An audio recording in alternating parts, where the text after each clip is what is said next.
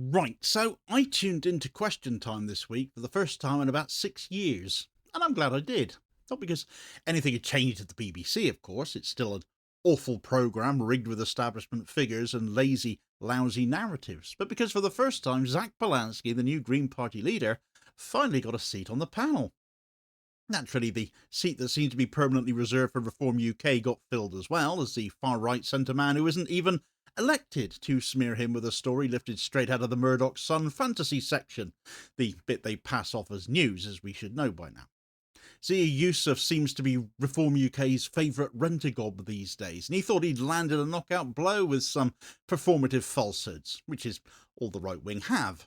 When they can't fight you on the policies, they had to get personal. But what he actually did was detonate his own side's credibility on live TV, because whilst he was slinging tabloid gossip from over 10 years ago, Polanski just sat there and calmly dismantled his party's Russian money trail. And that's the difference between the politics of theatre and the politics of truth. One relies on volume, but the other has evidence. The BBC gave us its usual circus, only this time the clown act got eviscerated. It'll be a long time, no doubt, before they let Polanski on again as a result, I dare say. Right, so here we go again. Just another Question Time, is it? Only this time it wasn't.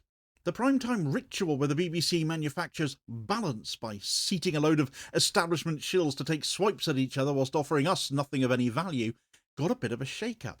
Sure, Reform UK was there as per usual, this time sending unelected populist and multi-millionaire Zia Yusuf, proper man of the people, his third turn on the panel this year, to contest a politician who still believes politics should be about serving public interests. Well, how dare he? As a result, the usual pantomime failed, though.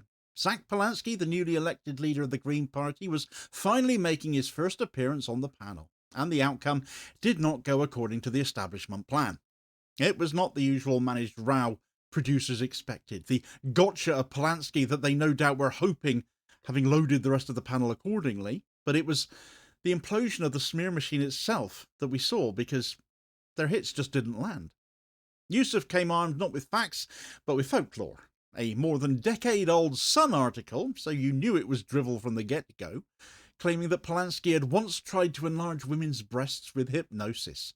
Proper value for the public who tuned in hoping for some news that their lives might get better with some sort of salient announcement or some sage advice. But no, it was tabloid muckraking. It's the kind of pub-level mockery Reform thrives on. Fiona Bruce Charing didn't just let it run. She acted as if Yusuf was the producer giving her a cue. Yes, let's talk about that story. And then proceeded to explain it for those unaware of this 12-year-old non-story. The insinuation hung in the air like a bad smell. Polanski's response was categorical, though. He didn't dodge it. He took it head on. He knew he had to. He knew what show he was on. He knew there was a very good chance this was coming, I'm sure, because there's not much else they can attack him over, frankly. He pointed out that the story came from The Sun, a paper whose record on truth ranges from the Hillsborough lies to fabricated migrant benefit stories, another favourite song from Yusuf's hymn sheet. He explained that before politics he'd worked as a hypnotherapist, helping people with anxiety and confidence.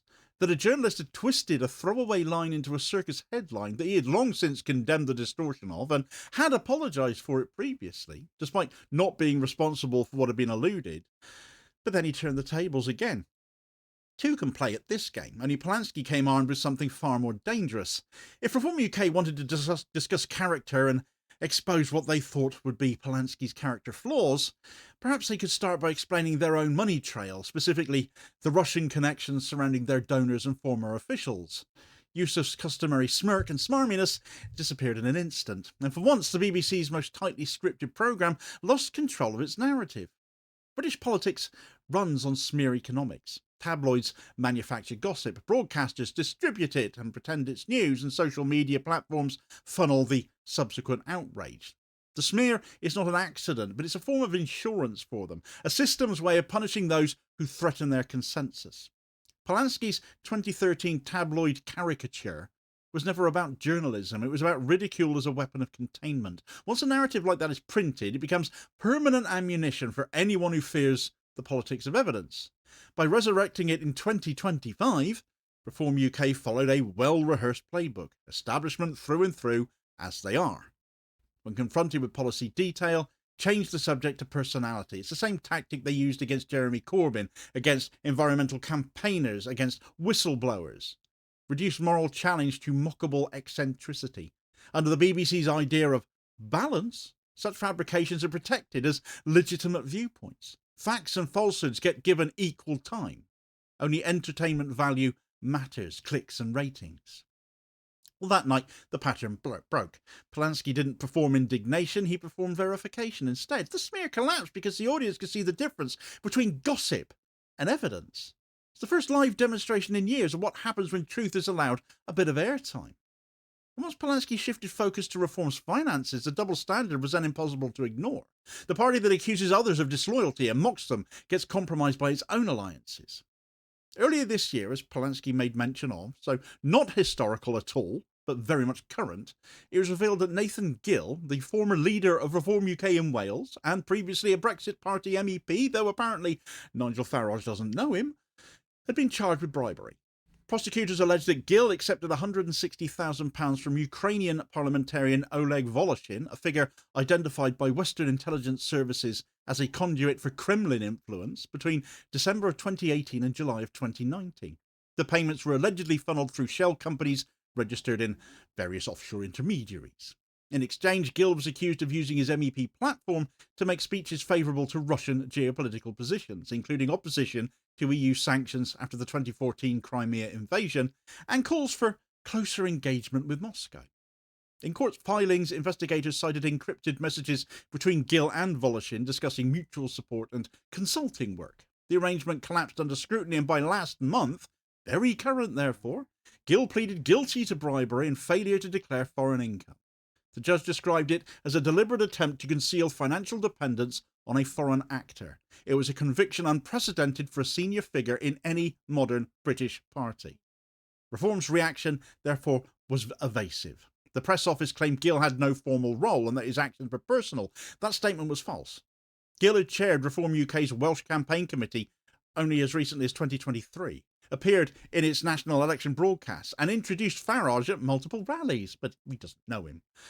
Party documents from Companies House still list him as a regional officer until the month charges were filed. Reform's distancing was damage control, not the truth. The episode exposed a structural vulnerability, a party with minimal compliance infrastructure, opaque finances and deep ties to donors operating through offshore accounts. Another major Reform UK donor, hedge fund manager David Lilly, a long-time associate of Nigel Farage, owns controlling interests in Russian agribusiness and logistic companies via entities based in Cyprus and Guernsey, according to a June 2024 investigation by Dismog.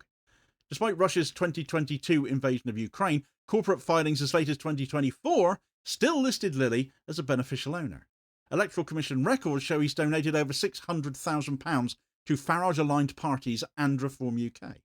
And when questioned, Lilly described the holdings as dormant, but Dismog found Russian registry entries contradicting that claim. Reform accepted the money regardless. Another donor, the H.R. Smith Group, supplied the party with approximately £100,000 in 2024. The company produces aviation communication systems. That same year, an international investigation later summarised by Private Eye and the New York Times traced H.R. Smith components sold to India's state-owned HAL, which in turn exported parts to subsidiaries linked to Rosso Boron Export, Russia's primary arms exporter. The firm denied wrongdoing, issued a public statement, insisted its products were designed for search and rescue rather than military use. No law was broken, but the association nevertheless is politically toxic. A defence industry donor with Russian exposure funding a party built on British patriotism. It's a definition of hypocrisy, isn't it? Electoral Commission filings show multiple small and non-cash donations to Reform UK from private companies, several run by former UKIP or Brexit Party figures, each valued just below the £10,000 disclosure threshold. Dismog's 2024 investigation described this pattern as part of a broader opacity problem in Reform's fundraising network. While no formal coordination has been proven, the clustering of near-threshold amounts and use of intermediaries strongly suggests a deliberate effort to preserve deniability. When The Week summarised these threads under the headline, "Does Reform UK have a Russia problem?" the party's response was silence. No internal review, no policy change, no donor vetting. The leadership instead doubled down on nationalist rhetoric. The louder the flag waving, the more invisible the bank transfers became. Reform's psychology is projection. Every accusation it throws outwards shields an internal vulnerability. It denounces foreign meddling while accepting Russia-linked funds, complains of media bias while relying on media spectacle for its own survival, claims to defend ordinary people while being funded and represented by millionaires. Projection converts corruption into ideology. It allows the guilty to posture as the victims. The tactic's a global one. It mirrors the American MAGA movement's endless claims of witch hunts and Europe's far-right refrain that any scrutiny equals censorship. Each scandal becomes proof of prosecution, and yet those same voices sneer about snowflakes. When Nathan Gill was charged, a Reform spokesperson dismissed it as a politically motivated attack and an attempt by the Liberal establishment to smear the party before local elections. The exact rhetoric resurfaced when Zia Yusuf faced Polanski on Question Time. The same self-pity disguised as defiance, the same script pretending accountability is oppression. It's a rhetorical closed loop. Their exposure is evidence of some sort of conspiracy. That loop collapsed when Polanski met slander with documentation. He refused the script of outrage, replacing emotion with fact. Lost beneath the noise was the substance of it, though. But then the programme is rarely ever interested in that sort of thing, is it? On the same broadcast, Polanski argued for a wealth tax on the richest 1% to restore crumbling public services. He condemned Labour's abandonment of its £28 billion green investment pledge, calling it a betrayal of both workers and the planet. He linked climate breakdown to economic injustice, high bills, insecure housing, polluted air. He described civil liberties and environmental policy as the same fight, the right to breathe freely and to protest freely. Those interventions grounded the debate in reality, not culture war fantasy. Reform's script depended completely on distraction from anything like that, though. Polanski's presence forced focus back onto it. That's why the smear was launched at all, to prevent the audience from hearing a policy platform that could actually improve their lives. Polanski was invited on so the rest of the panel could basically turn on him and try and destroy him. And in that, they failed utterly. But we need to broaden that context a little bit. Reform's dominance on Question Time is institutional, it's not accidental.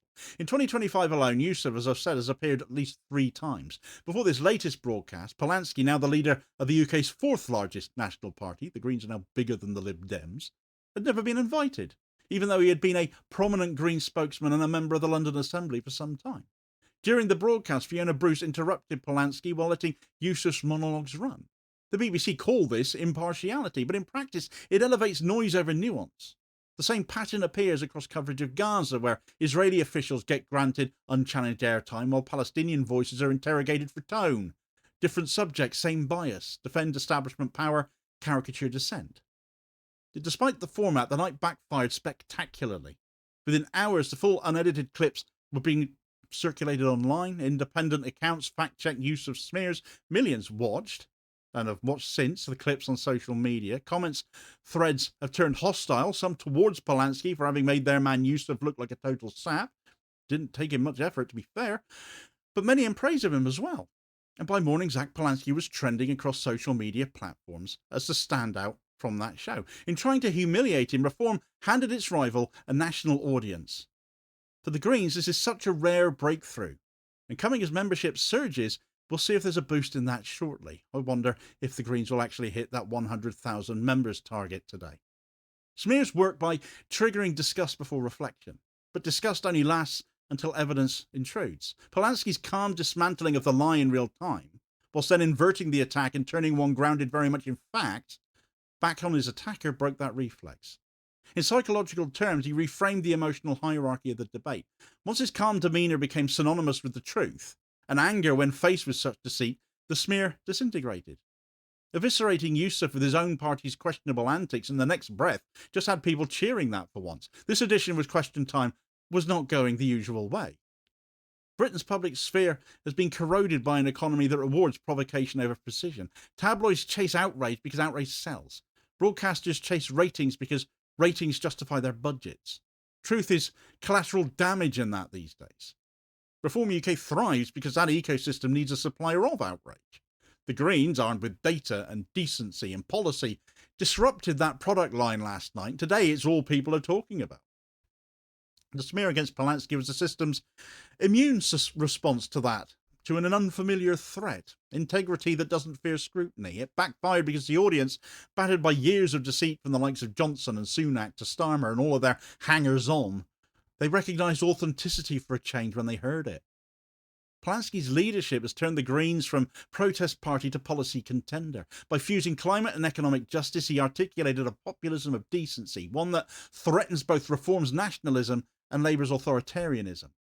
He speaks in numbers, not slogans, but the emotional core is empathy, the idea that fairness and survival are the same project. That message is cutting through precisely because the others have nothing left to say when the smears fall apart. When The Guardian covered that Question Time episode, it noted that Polanski drew the night's longest applause, which is a rare reaction for a Green politician on a mainstream stage, which they don't get nearly enough. It wasn't performance, though, it was relief. People are starved for honesty, delivered without humiliation. The BBC's dependence on reform is financial as well as ideological. Under political pressure and funding cuts, it has replaced investigative journalism, or anything close to it, with viral conflict. Every reform appearance guarantees friction. Friction guarantees clicks. The corporation mistakes this for relevance. Tabloids amplify the same circus, repeating disinformation under the guise of reporting controversy. No comparable resources are spent investigating donor networks or illicit finance. It gets left to independent and alternative media to do that, to do real, proper, meaningful journalism. Personal scandal is safe to print. Structural corruption is not. Reform's attack collapsed for measurable reasons. First, factual contradiction. Their smear was tabloid drivel. Polanski's counterclaim is very much documented and current.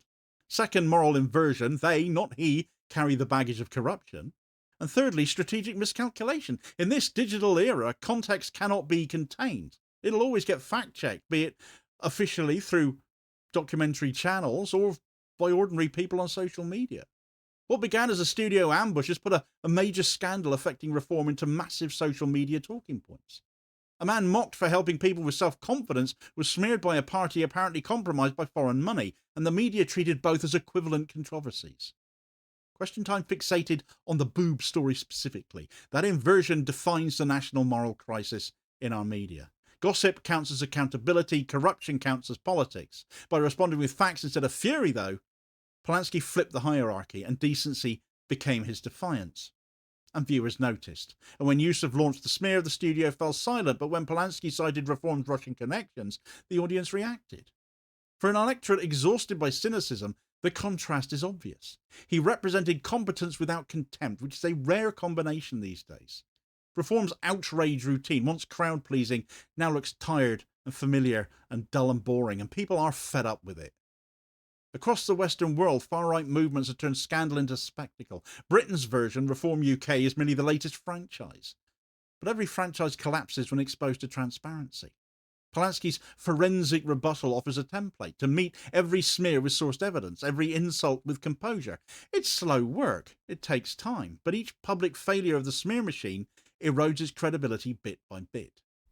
So this was more than a television moment, it was a stress test for British democracy's immune system, and for once it responded. But the infection still remains. Reform UK still enjoys platforms it hasn't earned. The BBC still treats extremism as spectacle. The tabloids still dictate the national agenda. The question is whether future politicians will learn Polanski's discipline or retreat into the same defensive rage that feeds the cycle. If they learn, the smear economy might actually finally start to starve. If they don't, the next Nathan Gill, the next donor scandal, the next bought politician will repeat the pattern until public faith collapses completely. Reform thought they could bury him. The BBC thought they were offering the opportunity to take Polanski down. Instead, Reform buried themselves on the night. Their smear exposed their funding. Their outrage advertised his integrity. The party built on projection met a leader who refused to play their game, and in that confrontation, Britain glimpsed what politics could still look like if truth was allowed to speak uninterrupted for a change. The smear machine is not broken yet, but last night it cracked.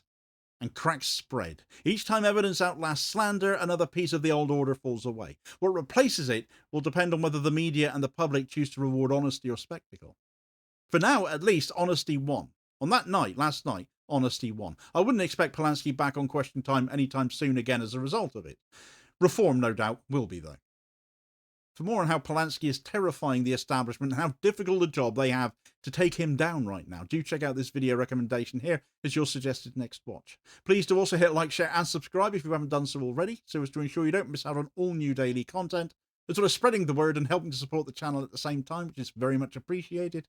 Holding power to account for ordinary working class people. And I will hopefully catch you on the next vid. Cheers, folks.